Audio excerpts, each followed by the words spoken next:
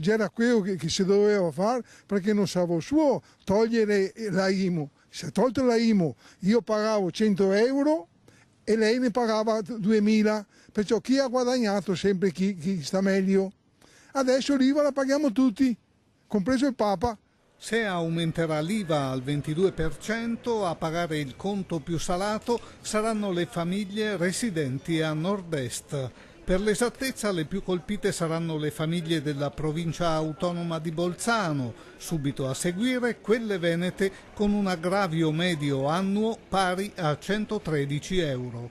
La prima regione è il Veneto perché è anche la prima regione in termini di consumi, quindi chi spende di più e consuma di più avrà anche un maggiore aggravio IVA, ma è altrettanto vero che in linea generale questo aumento penalizzerà le famiglie meno abbienti. Ovviamente l'incremento dell'IVA inciderà maggiormente sui redditi familiari più bassi e meno su quelli più elevati. Bisogna assolutamente evitare l'aumento dell'IVA perché non solo penalizzerà, diciamo così, i più poveri, ma anche metterà in grosse difficoltà, diciamo, l'economia del paese, perché è chiaro che i consumi subiranno un'ulteriore contrazione e conseguentemente a essere penalizzate saranno le famiglie da un lato, ma anche artigiani e commercianti che lavorano quasi esclusivamente per il mercato interno.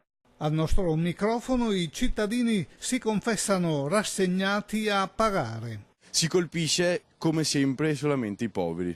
Ne toccherà tirare fuori più schei, dovremmo pagare di più.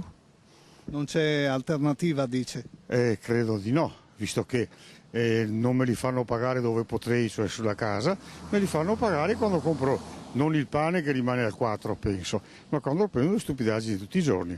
Sono contento perché io e Berlusconi paghiamo lo stesso importo, esattamente la stessa cifra.